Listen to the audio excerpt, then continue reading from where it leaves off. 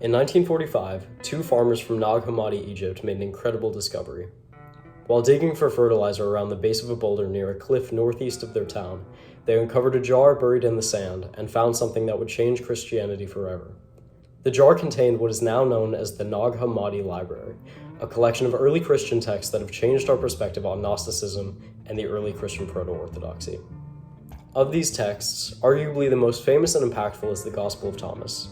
It's written as a collection of 114 of Jesus' sayings, and between its unique literary structure, its unclear theological background, its undetermined date of origin, and the fact that it was preserved in its entirety, it's an incredibly important text that has had a significant impact on Christian scholarship. In summary, the Gospel of Thomas is a collection of various quotes from Jesus, many of which possess Gnostic themes of spiritual enlightenment through obtaining higher knowledge, such as in verse 1 and verse 2, in which Jesus says, "Whoever finds the interpretation of these sayings will not experience death," and "Let him who seeks continue seeking until he finds. When he finds, he will become troubled. When he becomes troubled, he will be astonished, and he will rule over the all."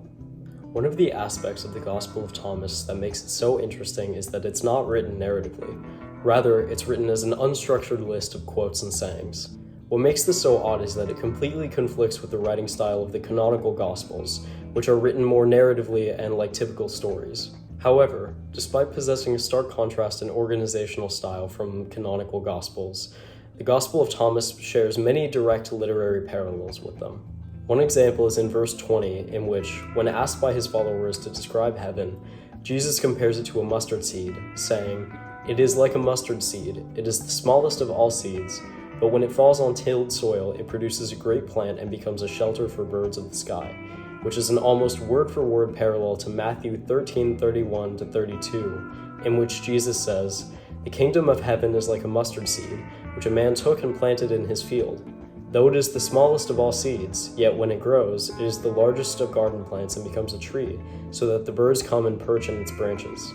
What makes these parallels to canonical texts so strange is that, as mentioned earlier, the Gospel of Thomas has heavy Gnostic themes.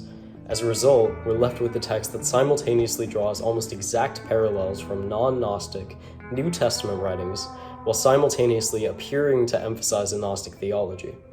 However, despite seemingly possessing Gnostic themes, theologians are divided on whether or not the Gospel of Thomas should be considered a Gnostic text. One common argument for its Gnostic origin is the fact that it was found with the Nag Hammadi texts, most of which are Gnostic.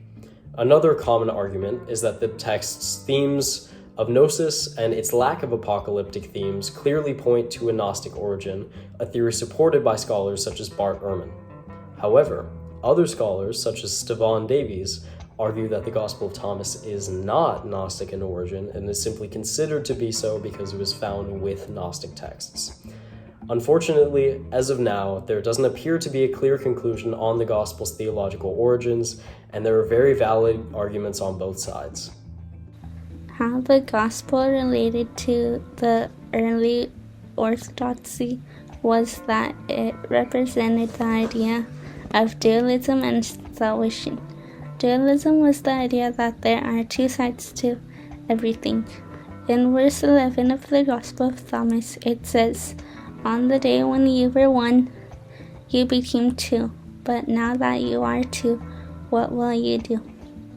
Salvation is another idea in the article, and it can be seen as the process of gaining knowledge and thereby overcoming the physical world.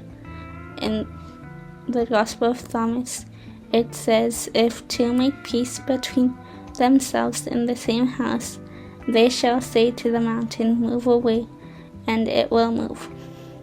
So basically, if by knowledge you gain power and you can do anything you wish in the world, and it was different from the salvation that people believed in the proto-Orthodoxy.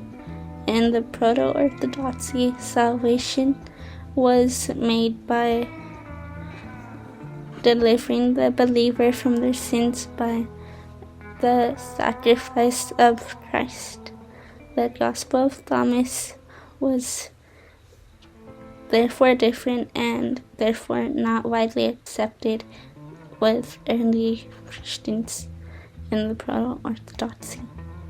The impact that the Gospel of Thomas had on current and early Christian scholars was that it was one of the most important texts in early Christianity besides the New Testament, and the early Christians thought that the Gospel of Thomas was scandalous and an example of a heretic text.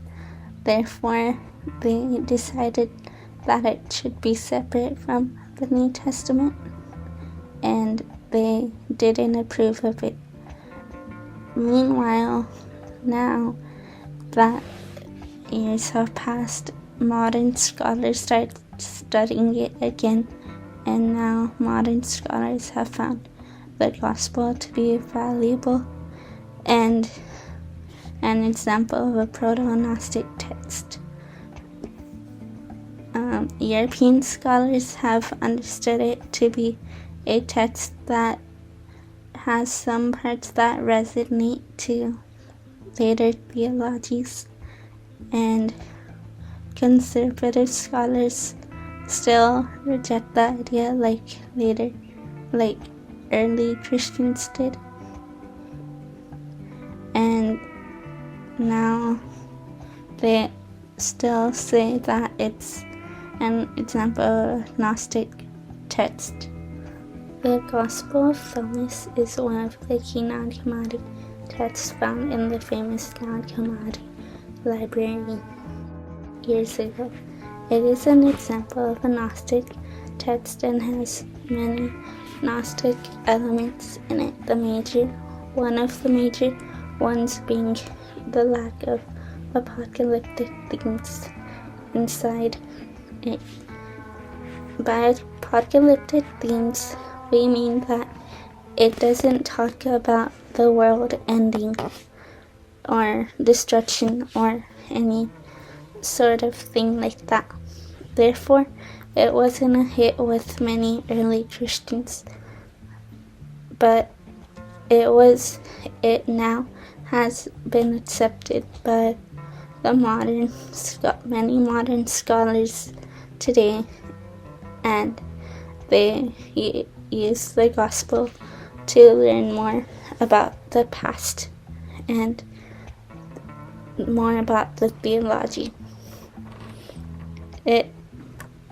The Gospel relates to the early Proto-Orthodoxy because it has the ideas of salvation and dualism.